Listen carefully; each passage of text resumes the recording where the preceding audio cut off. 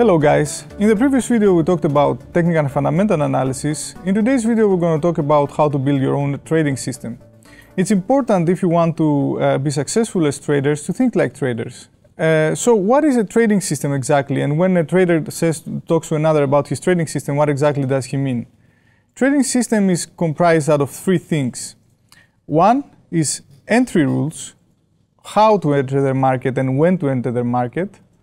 Two is exit rules, when to exit the market if you already have a position. And three is your risk management, your overall risk management that determines your position sizing and your stop losses usually. So let's talk about each of these individually. Entry. In order to enter the market, you must have specific technical rules. It's more advisable to use technical rules when entering the market. Even if you're a fundamentals trader and you know already your direction is going to be long or short because of your fundamental analysis, you should do technical analysis and pinpoint the best places to enter the market. Second very important thing is to be aware of the announcements of the economic calendar before you enter.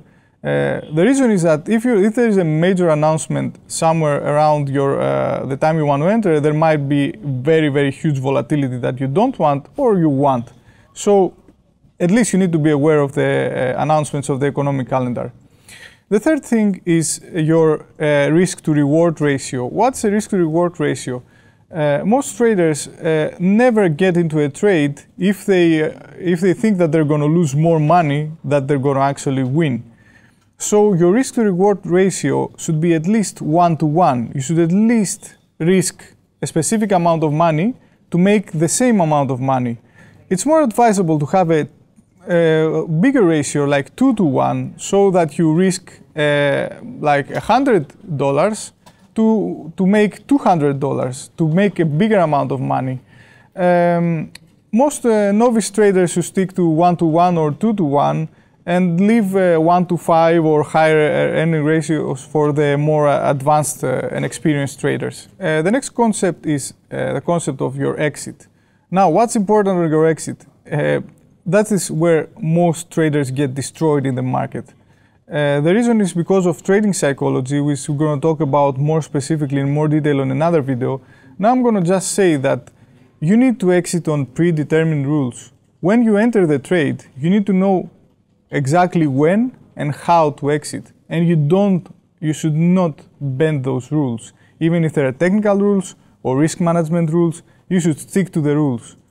If you think the rules are wrong, close your position when it's supposed to be closed, stick to the rules, execute your rules, and then you can stop and think and change your rules for the next time, but please stick to the rules.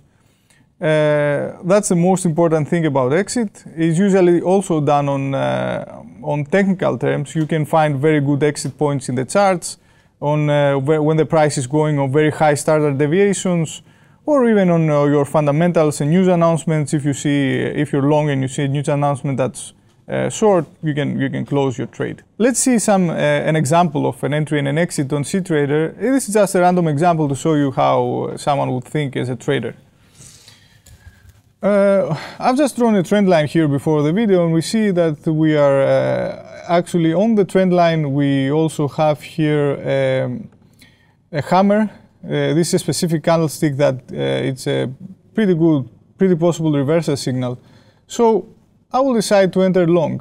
The reason why I'm entering long is because I'm on the trend line and I see a hammer, for example, but those are my rules. I have already selected the volume I want to select, and now I'm going to decide on my exit. I can exit with losing and I can exit with winning.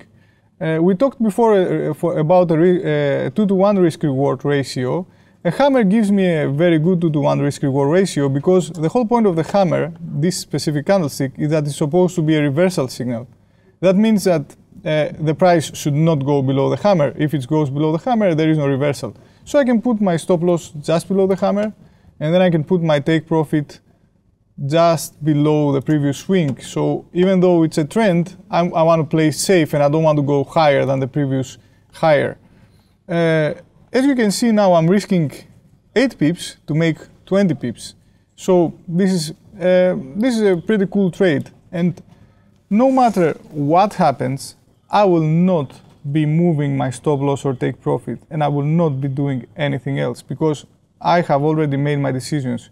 If I see that there is a problem with my trading system, I'm going to stop at some point and think about improving my trading system. But what I will not be doing is what destroys most traders, which is I'm seeing now that the price is not going the way I want to, and I'm going to, when the price reaches close to my stop loss, I'm going to be no, I'm going to put it just a bit below, and then it reaches my stop loss again, and I'm sure it's going to turn back, and I put it just a bit below, and I'm going to keep on doing that.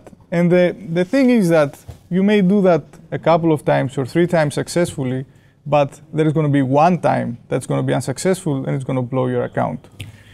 Now let's talk about the third important concept that we talked about, which is risk management. Risk management is about the amount that you're going to trade. This is very important. Depending on your trading frequency, you must think about how much of your balance you will risk with every one of your trades. If your trade frequency is high, for example, you trade like 10 trades per day or 20 trades per day, you should be risking a small amount of your balance with each trade. If you're trading more infrequently and you put more thought into your trades, or you're like a swing trader trading every 2 months or something, then you can risk more, something like, I don't know, 5% of your balance or something like that. But risking more than that, then you're not trading anymore, you're doing something different. If you risk 50% of your account with each trade, obviously at some point you're going to blow your account. One last thing that I want to talk about is how to test and filter your system.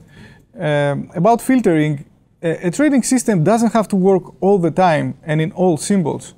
I will give you an example. The market volatility is not the same at every hour. After 12 o'clock in the night in Europe, there is no volatility. So you may consider testing your system during the high volatility hours. Another thing is the symbol that you're trading is not the same if you're trading a low volatility symbol or a high symbol like Euro USD. So try to filter your system and think where it's going to do better.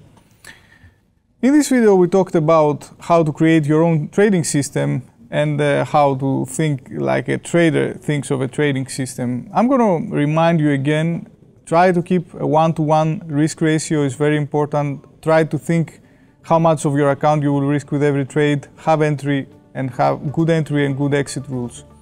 Next videos we're going to talk about trading psychology, and we're going to go into more deeper technical analysis. So thanks for watching.